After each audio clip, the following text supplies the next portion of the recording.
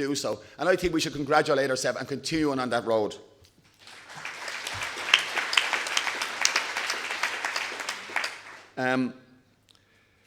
Finally, I suppose, I'd like to call on the new incoming president, Brian Campfield from NIPSA. Brian also is a lifelong trade unionist and campaigner. He's been at the forefront of the anti-austerity fight back in Northern Ireland. His own union is a campaigning union and a fighting union. And the things that I haven't achieved, or we haven't achieved, it's work in progress, and I'm sure that Brian will push them over the line. So I'd like you to welcome your new president, Brian Campfield.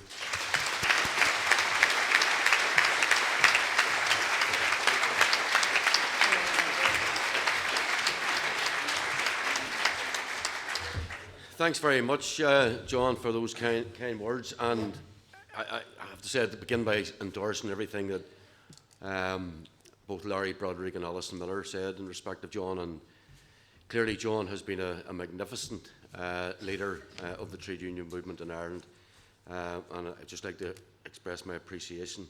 And I want to continue over the next few years to work with John and the newly elected Executive Council, and also the new General Secretary, Patricia King, because what we're in the business of is advancing and protecting the interests of trade union members, their families and working class communities generally in this country. Now, there's probably an expectation that the incoming president will make some profound comments and lay out their stall for the next couple of years. I hope I'm not going to disappoint you, because what I'm going to do is maybe make some observations, and I hope they'll be of some use to us all over the next couple of years. The last few days here in Ennis, we've adopted a whole range of policies which, in my view, provide the platform for moving forward for the trade union movement in Ireland, and they enable us to ensure that we play a more central and influential role in the future of this country, both north and south. But I think it's important that we don't look at all the resolutions that we've carried as separate matters. And what we need to do is to knit those together and build a coherent alternative narrative, which we need to convince people in this country is a feasible and preferable one to what we have. And just using some of the discussions during the conference, I'm going to mention three motions in particular, because I want to comment on some elements of them. They're not, I'm not saying that they were the best motions or they were worst motions, but they're motions which I think are of interest in some of the questions that there is. And the first one really is the motion from the INMO on the subject of a public health service, linked to a progressive, equitable taxation system. Now, I think that's a motion and principles that can be read across to all of public services. An equitable, progressive taxation system which funds public services, which are the great equaliser in our society. What we need to look and consider is how we advance that argument for a fair and progressive taxation system, and ensure that that's a central element not only of the trade union movement's policies and positions, but also of all those political interests that are out there in society. Because we need to ensure that our alternative narrative, our alternative social and economic vision catches the imagination of people. Mentioned to you, some of you may have read a book by the Guardian columnist Owen Jones, a book called The Establishment, and some of you will already know about the existence of the Mount Pelerin Society, founded in 1947 with a group of 40 intellectuals, as they would be called, academics, journalists, economists. And this was shortly after the aftermath of the Second World War, and they concluded that the new social democracy and the socialism that emerged from those ruins posed a threat to what they called the central values of civilization. It's unbelievable. And one of the comments that they made in one of their tracts, or their policy statements was, and this is unbelievable stuff. Over large stretches of the Earth's surface, the essential conditions of human dignity and freedom have already disappeared, and that this was fostered by a decline in belief in private property and the competitive market. Now, back then, these people were isolated outsiders. People didn't regard them as being in the mainstream. But the fact is, those ideas that they pursued and developed back then are now the mainstream. There are the ordinary common sense, and what they have truly done is contributed to a counter-revolution, where what we consider to be common sense and mainstream and reasonable and non-extreme is in fact the opposite. And these ideas still dominate our academic institutions, they dominate our universities, and they have colonised the media and much of society. What they say is public ownership of the most productive economic activities and public services is portrayed as nonsense, a naive view, out of touch with human nature or economic realities. And they say that privatising public services is pragmatic, it's natural, it's normal. In other words, it's common sense. This minority extremist view is now the new normal and has been since the early 1970s, when it was adopted by Reagan and Thatcher. Now, we have a responsibility, I think, in the trade union movement, not just in Ireland, but across the world, to play a central role in reversing this reactionary orthodoxy. Too often, I think we stagger from election to election. We stagger from budget to budget, trying to ensure, understandably, that our own sectional interests are promoted and defended. We argue about the next government, what the levels of taxation should be, and who we will support. But conference, I think we need a longer-term vision, and it has been spoken about. And I'm not talking a longer-term vision, but also a longer-term strategy, which knits together the various policies that we have so that we have a coherent message, not only to our own members, but the population at large. This isn't going to take 1 or 2 years. It may take longer than 5 years, may take 10 years. But we need to start considering how we move our narrative into the mainstream. In essence, what I'm saying is that we need to shift the centre of gravity of our social and political culture decisively to the left. And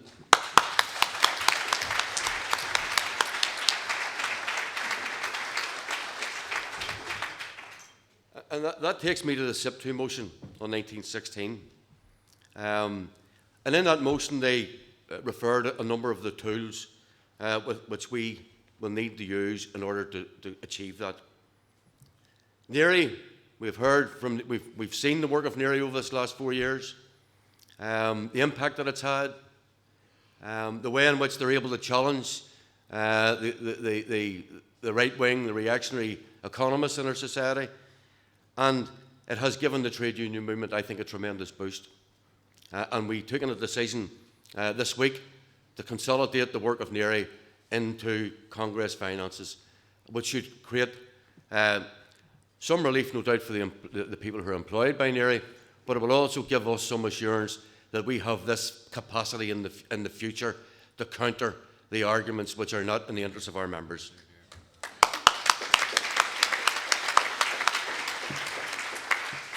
The Workers' College, getting off the ground, I suppose, but it will provide us with an opportunity to overhaul trade union education and to equip all our members, not just our representatives, all our members and all our executive members, with a more fundamental understanding about the nature of our social system and what the alternative is to that. But just as privatisation, colleagues, has become the new common sense, and public ownership regarded as a dogmatism, I'm not sure how many times the word has been mentioned during the conference. James Connolly has been mentioned, James Larkin has been mentioned. James Connolly has been quoted, but nobody ever mentions, or seldom mentions, the word socialism as the alternative to what ails our society today. We're almost, in a sense, afraid to utter the word, in case there's some ridicule that we're juvenile or infantile or childish. I think what we need as a trade union movement is to reclaim this idea to reclaim this philosophy and put it in the mainstream as the only viable alternative to this system.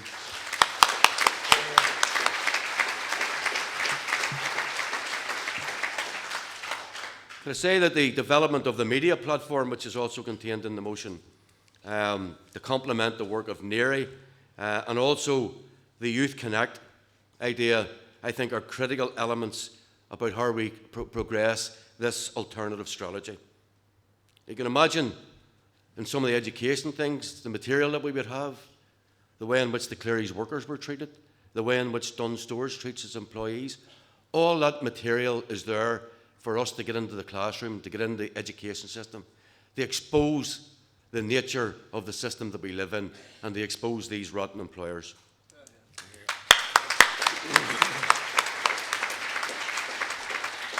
But I think we are also going to need to extend our engagement, not just within the trade union movement, but also in the wider society.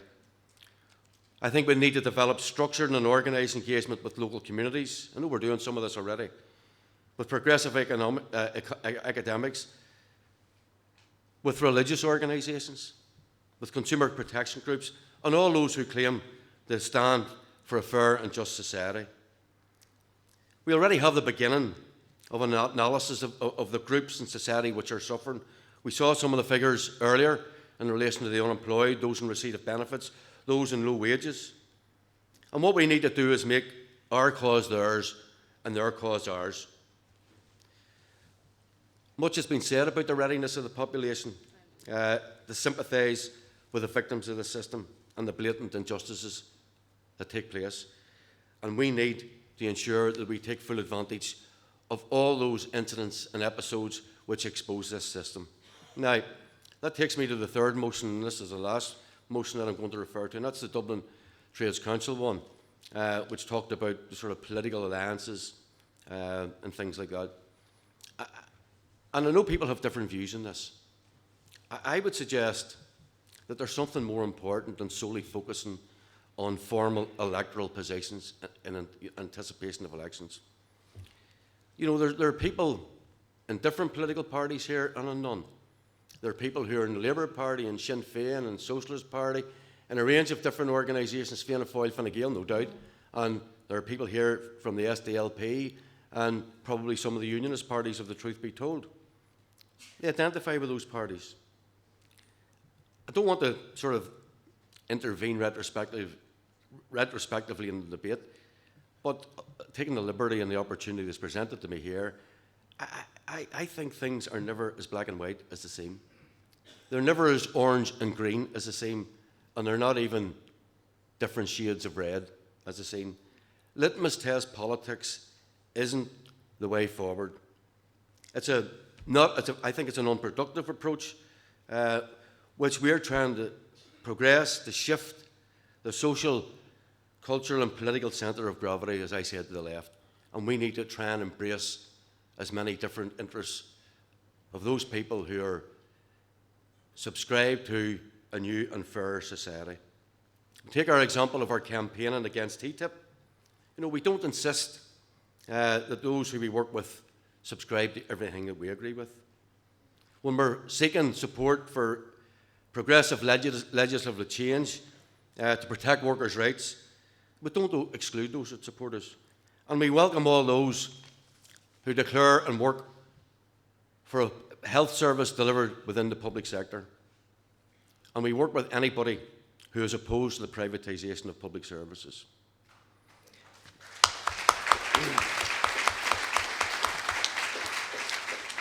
I know people will have different views on this. I'm just expressing mine, seeing I've got the platform. So, but I want to just make a comment about Joan Burton. It's not a negative comment. She did quote James Connolly. She said, "Ireland," you know, she quoted him on this phrase, "Ireland without her people means nothing to me."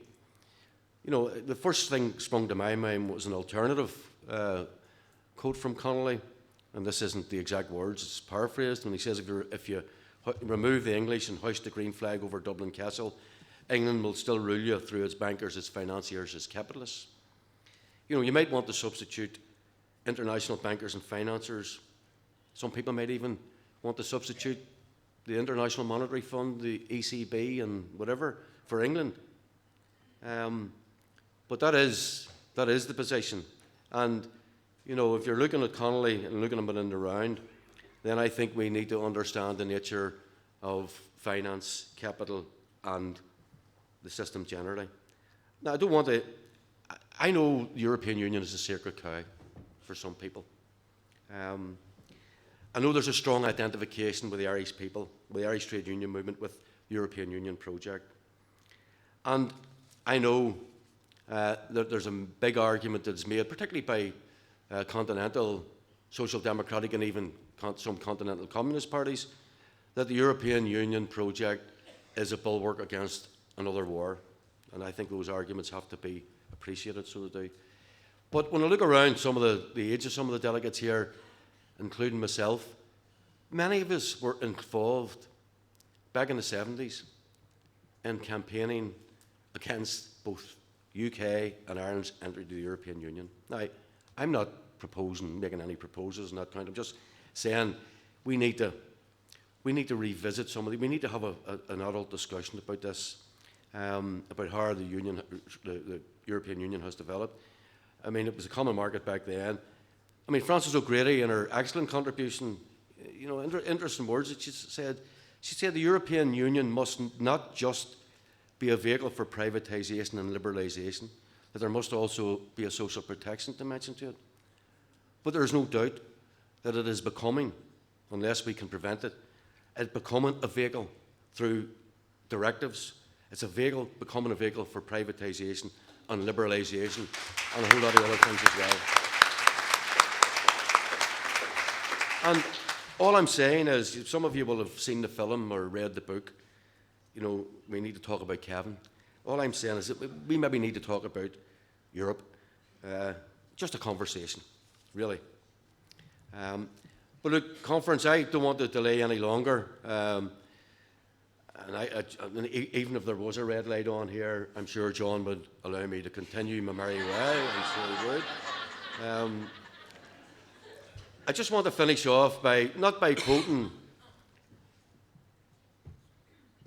an Irishman or anyone from these islands, but it's a quote, I think, which everybody, I'm going to quote two people, it's something which everybody should think of, and it applies to all of us.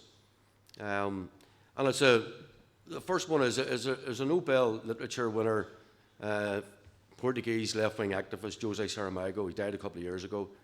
And he said something which brings us back to reality. I thought it was quite a profound statement. He says, and you can laugh at it if you like, he says, don't let your political convictions interfere with your ability to think rationally. Just think about it. I know reality is difficult, and our job is to change that reality. And I would finish, why not, by quoting Karl Marx, who said, philosophers have only interpreted the world. The point is to change it. We know that that's our job.